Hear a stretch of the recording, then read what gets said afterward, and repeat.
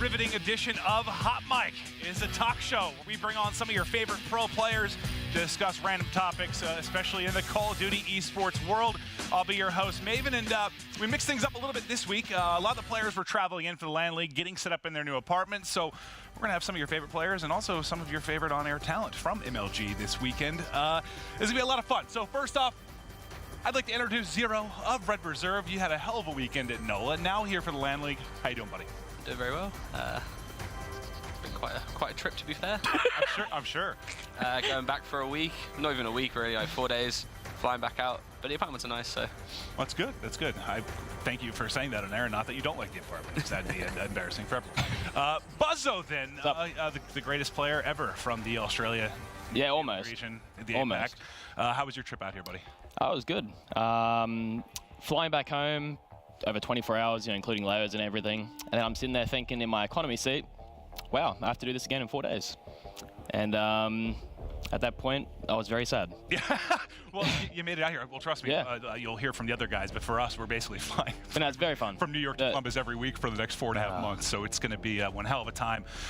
Next to Buzzo, though, we've got Philip Whitfield, Momo. Buddy, you just joined the MLG team. You're moving out to the United States of America. You excited? Yeah, I mean, to not have like a flight home is quite daunting, but for me, obviously, I didn't have the travel issues for these guys at NOLA. I wasn't there, sadly, but stateside finally, and I'm not going home, so if you don't like me, I'm sorry. This is your home. I love you. It basically Thanks, Jack. I appreciate that. And then Jack, my best friend, my roommate. Welcome to your first episode of Hot Mic. We got it yesterday. Sigh during we had some fun during rehearsals. It was a good time. Yeah, I wanted to really touch on this here because not a lot of people get to saw this, and I want to break down this clip. If we can go ahead and roll it. I'm not actually allowed to ever touch a telestrator because I'm not smart enough like Revan, but this was us in rehearsals yesterday. This was without us knowing what happened. But let me just break down. There are a lot of people involved in a broadcast, right? And they're expecting us to really give it our all.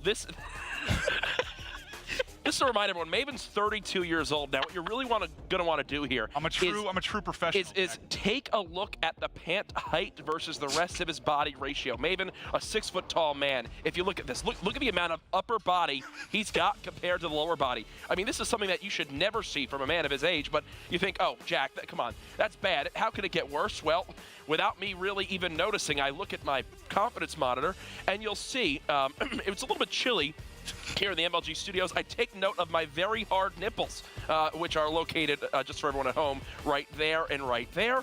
Why is it lopsided? I don't know. That's actually something that I'm very insecure about, so please, Clint, don't bring that up.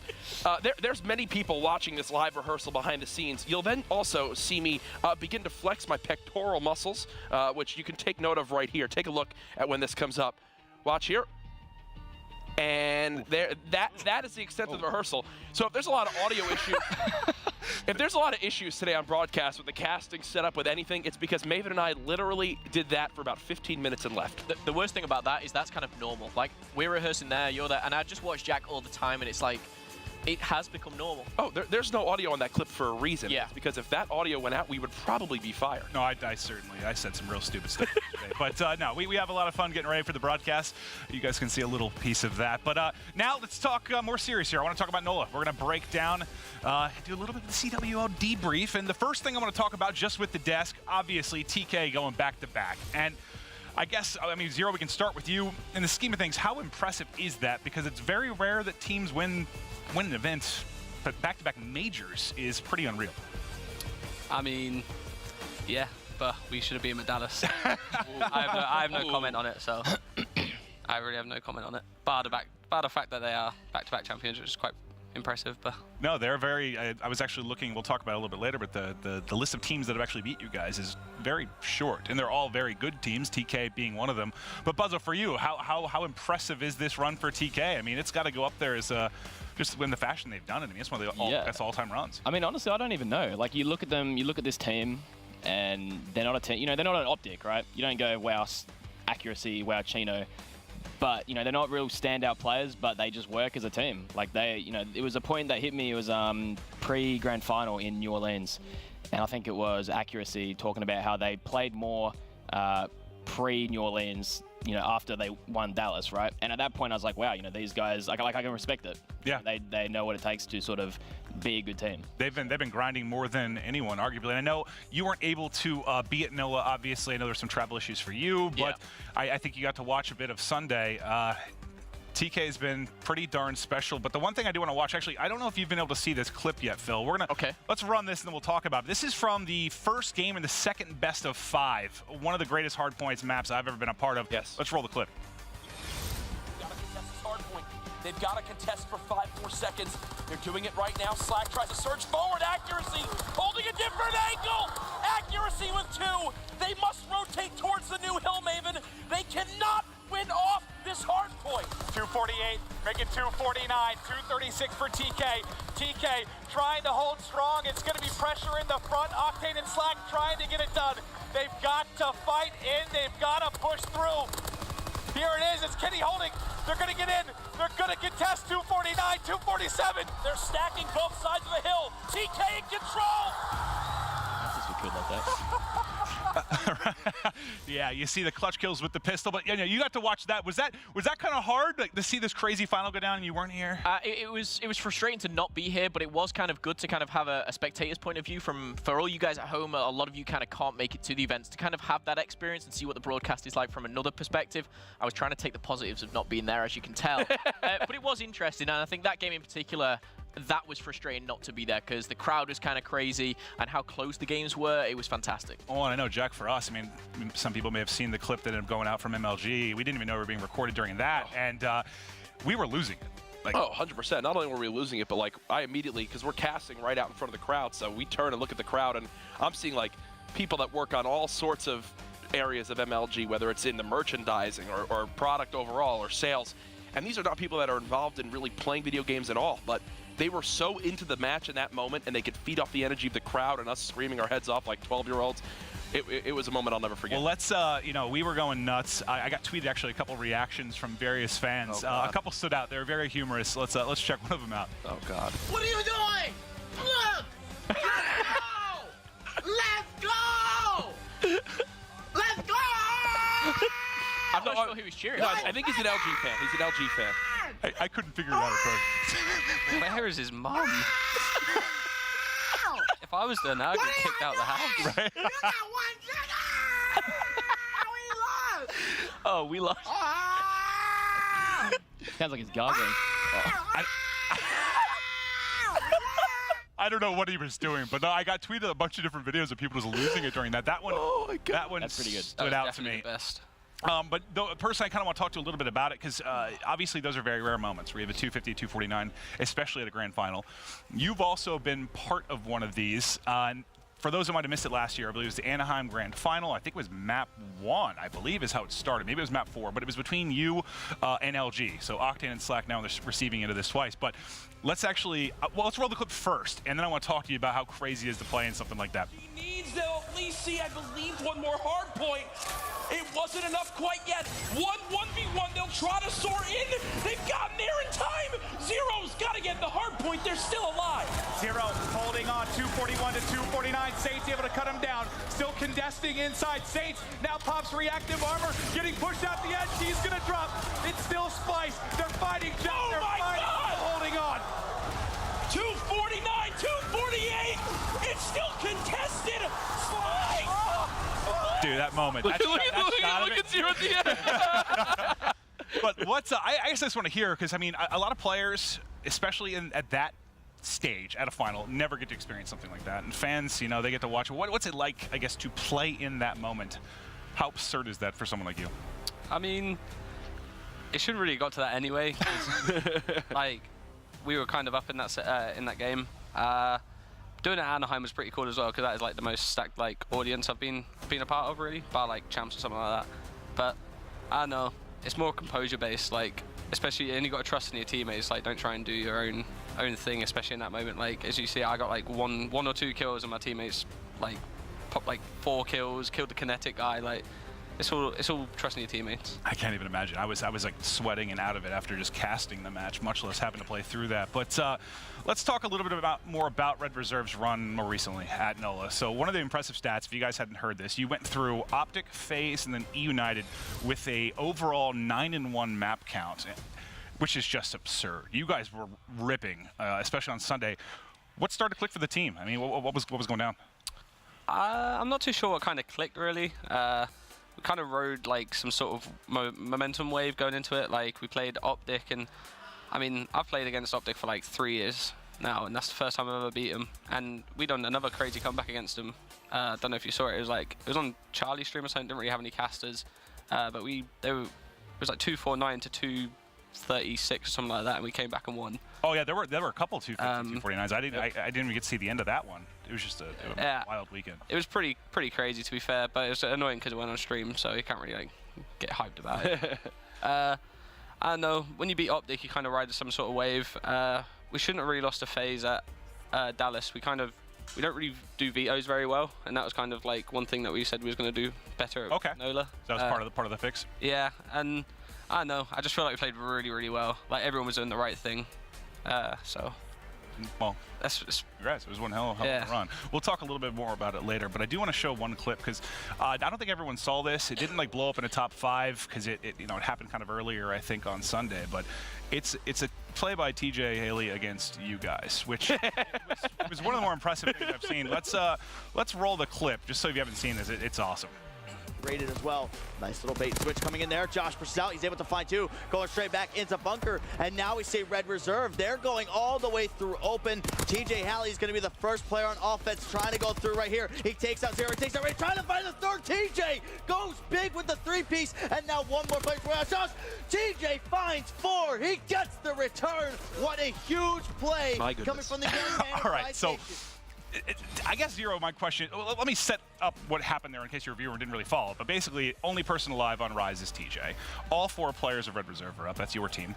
And just to clarify, just marches down the map and kills all 4. Like at one point, did any of you call out the fact that he was running down mid-map? Oh no, I went 100%. You were the first to die, right? I was the first to die. I said he's sprinting through mid-map. He's going, like we call like going through like P5. We don't know why I call it P5. It makes no sense, but. So I say he's running down there, and 2 of my teammates called him one shot. The first guy called him one shot, and the second guy called him one shot. I don't even think he was shot. And I said, as soon as he got the 4-piece, I said, listen, we got to stop calling him one shot. If he ain't one shot, I've just seen 3 people die, and he's not one shot. So I guess it's bad communication, but I was mine. How do you recover from something? I've never seen anything like that. If that's me, when that happens, I've gone up face the earth. I spectated it all. I spectated every single shot, just to the return, and and then you spawned up and killed him. I spawned up and killed him. It was, I don't know how to explain it. That guy. Well, you mean we see the occasional 1v4 in a search and destroy, like RCD's had that wild play, but that just doesn't really happen in CTF. I think you think you have such a number advantage that you just think, oh, next guy's got it. No, I've got it. I don't know how to explain what happened. It's one of those things that's just unexplainable. Like, I don't know. I guess he's just better. We'll just say that. The Iceman, TJ. Yeah, he's better. Well, let's move it along and talk a little bit about maybe some success that we saw from a couple of your guys' teams. You, Buzzo, you were what, top 12 at the previous event? You get top 16 then here. What was working for the team? I believe it was Red Reserve that ultimately knocked you guys out, correct? Can you talk? And that was, I think, late on Saturday, was it? Yeah, so at Dallas, I had food poisoning in the pool play, so honestly, we didn't even expect to do anything good there. Come loser bracket at Dallas, we probably should have come at least top 8. We choked a 5-2 lead to Echo Fox last map. Oh. That was after the bomb threat, so finished map 4, came back in after like an hour and a bit. 5-2 up, they had streaks, and then ended up seeing them smash LG. Should have done good there, and then at New Orleans, just I don't even know. Like we played these guys really close. I think it was like 250, 240, 6-4, and 4-3. Oh wow! So yeah, because that was one. I don't think it was on broadcast because it happened. Yeah, so it's one of those things. It's like everybody goes, oh, they got 3-0'd, but then if you actually look at the, sort of, we did make a comeback in the search and destroy. I think we're like 5-2 down, 4-0 down in the CTF, but it was closer than sort of what the end score sort of look like. Yeah. All right. Well, yeah, I was just kind of curious to hear a little bit about the run. Obviously, we're going to be seeing a lot more of you guys throughout the course this weekend, but I'm sorry that this was the man that took you out. But let's move forward. We got matches coming soon, but before that, we're going to get into the CWL Intel segment, player Intel. This is where we're going to talk to you guys a little bit about various topics. But I guess, Buzzo, what I want to hear from you, we talked about, Dallas and NOLA. You came into stage 1 and 2 last year, and you played a lot of teams tight, similar to what you're talking about, but you guys didn't find a lot of victories. I guess I'd just like to hear what is the difference in preparation for this particular LAN League versus last year? I mean, honestly, I don't even know. Like, we had, I don't even know how to explain that. We just sort of start off really, we know what we're capable of, and, we've said it in our team chat, we just get hot a little bit too late. We sort of always find our groove sort of around loser brackets. Not like, the pressure sort of falls off or anything like that. We're like, okay, good, we can play our game now. There's no pressure. Honestly, I don't even know. If we can somehow start a tournament or, start the GPL with sort of at least a first map win or a first series win. You just get a series win under your belt and maybe yeah, takes a I don't even know. pressure off. I think even just a map. Just winning the first map in a series for us would be something that would help us a lot. Well, if I remember last year, you had a lot of brutal hardpoint losses. Yeah. Very, very. It's everybody sort of writes us off, oh, they went 1-5 or whatever, or 0-6. But all our games are super tight. We might not always, lose 3-2. Most games sort of 3-0, 3-1. But every map is 6-4, 6-5 S&D, super close uplink from last year, super close CTFs this year. And, just really, it's just close. We're sort of there, but we're not. That's sort of the story of... Well, hey, maybe this is the time, right? We've got 4.5 months Call of Duty coming. So there'll be a lot of scrimming, a lot of playing for sure. And then I guess, Zero, for you, one thing I've wanted to hear for quite some time, I don't think we ever talked about it on air, and I don't know if you've, talked about it on stream or anything like that, but obviously it was crazy for a lot of us when you were removed from Splice at the end of last year. You were top 2 player in Europe. I mean, most considered you a top player in the world at one point throughout last year. But you get removed from Splice and there's a change made to bring on Tommy. What was that like? Can you kind of talk to us a little bit from your perspective? Because, I don't know, I thought it was crazy. It was mainly due to my, downfall, I guess. Towards the end of the game, we scrimmed one team for a week or so. It was EPSI we played, and we just changed a lot of stuff up, which in turn messed us up, which made me play worse, which made the team play worse. And then I wasn't really expecting to get dropped because we actually done quite a madness that year, to be fair. Oh yeah, no, you guys had. I wasn't expecting to be dropped, but stuff happens, I guess. And then yeah, I can't really. It wasn't really anything due to my skill or anything. It was more confidence based. That's what they said. I guess the follow-up question to this would be how good did it then feel this past weekend to outplay Splice? Is there a little? I mean, it has to feel good, right? I mean, I know they do well at Dallas, but you guys come out and make that run. It had to feel nice, right? I guess, but I don't like a lot of people hate people when they get dropped. Yeah. I don't really hate them. They haven't really done anything bad to me. It's obviously the best for them if they were to drop me. So I'm kind of glad it happened because we've got a solid roster against their roster. I don't see them better than us or worse than us. I'd like to play them. I think it'd be crazy matchup.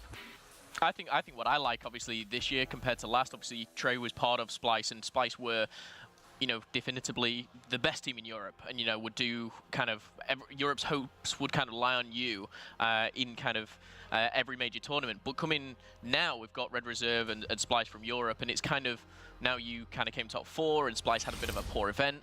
I think it's almost like the battle of Europe between you guys, so it's good to have that conflict. But the storylines, of course, you being part of Splice, it intensifies things a little bit. But I agree with you saying you have this solid squad now, and I think again with Josh coming on, that's Splice history is really interesting.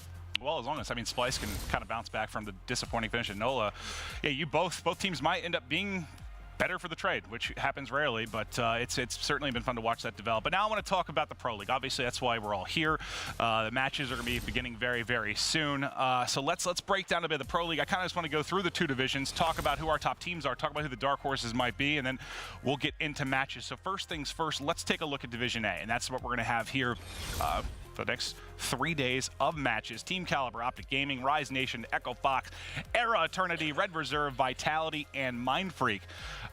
Jack, I guess I'd love to talk to you first. I mean, is this a clear-cut top 4 for you, or do you think there's going to be some surprises? I don't think either of the divisions have a clear-cut top 4. Obviously, there's some, when you have TK in a division with how they've been playing so far, you'd expect them to continue to do well.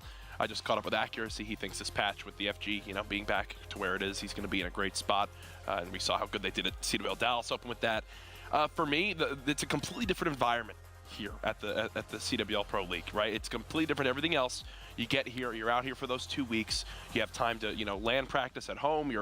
There's no limiting your practice to certain teams. Everyone's in North America right now, so Mindfreak isn't going to be playing the same certain team from their APAC region. They're going to have way more teams that they can go up against in practice. The dynamic is completely different. There's not fans. It's not a huge open event. It's close quarters. It's all about practice and grind. This is the only thing going on for these guys while they're out here. Simple as that. It's focusing on the Pro League. There's way less distractions at events. I think we'll see some changes in how certain teams play because of it. I agree.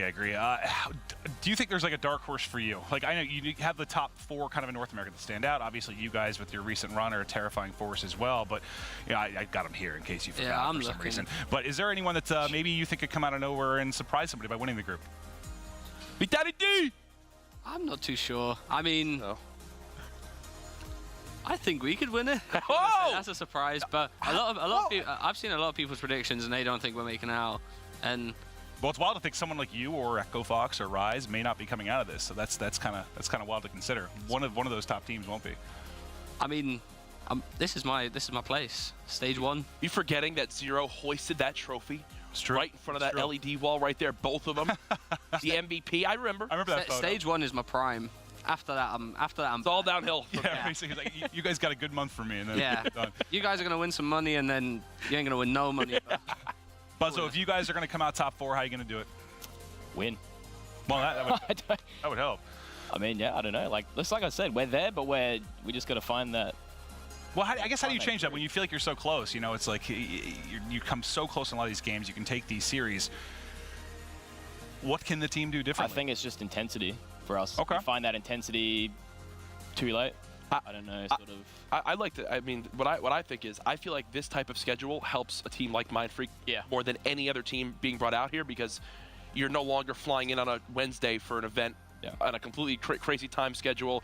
You have a chance to really get set here. You have a full week of matches and then a few days to rest and relax and then come back again. I mean, I feel like that's got to benefit. I think we can sort of think so. Put all our focus into, the game for that day, and then instead of pool play and then lose bracket and stuff like that. I think as well, just kind of what you touched on, I want to see that first hard point, whoever you obviously play first, I think it might be Red Reserve, is not to go 60 down or 100 down straight away. It's just kind of keep it level from the very start. Just kind of start with the intensity that you kind of finish every loser bracket run on. So if they can do that, I think Mindfreak, they can shock a few.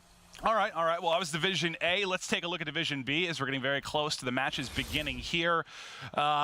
Division B, Luminosity, E United, FaZe Clan, Team Envious, Evil Geniuses, Splice, Unilad, Epsilon. I'll tell you what, man, every time I look at the divisions again, I remember how I think they're so balanced and both so stacked when you take a look at it. Obviously, the top 16 teams in the world.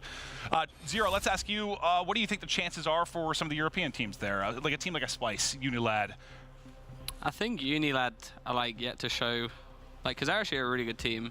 They have a lot of talent. When we play them online, they're actually a really good team. I don't know what's up at LAN, but I feel like they're a really good team. Scraps and Wuskins are actually they're like a duo. They're inseparable. Feed off of each other. I feel like them and Splice can make it, but Splice are 100% going to make it in my opinion. But Unilad gonna have to show up this time.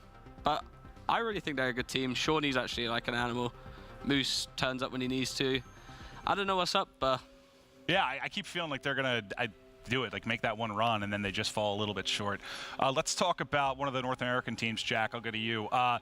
Evil Geniuses, they have the run they need to have at NOLA to get in. They squeak into the Pro League. Yeah. But I don't know, what are their chances to them here, in your opinion?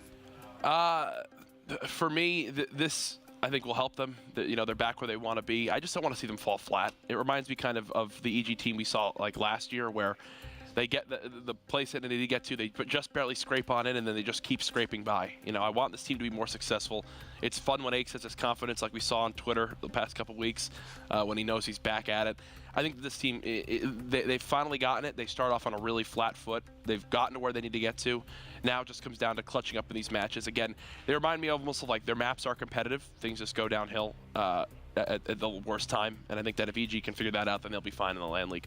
Yeah, no, I'm really excited to see what they can do because they're a team that, I think they have a very high ceiling and also a very low floor sometimes, it feels like. But we've talked through the divisions a little bit. Honestly, I'd love to do a longer show, but we got to get into the matches. So let's take a look at the schedule that we have here today. Tuesday's schedule, we're kicking things off with Rise Nation versus Vitality. Era Eternity versus Team Caliber, Mind Freak versus Red Reserve, TK versus Optic, and Era Eternity versus Echo Fox. So a lot of incredible matches today, guys. Especially from Buzzo and Zero. Thanks for coming on the show. I know it was short notice. I know a lot of players are moving in, getting set up and stuff. But to my knowledge, I believe we're going to be doing Hot Mic basically every week to get set up for these. So it should be a lot of fun. You're going to see a lot of different players on here as well. Jack and Momo, thanks for coming on. Momo, welcome to the MLG team. But guys, it's time to kick off the LAN League. Quick break, and we're getting the matches started.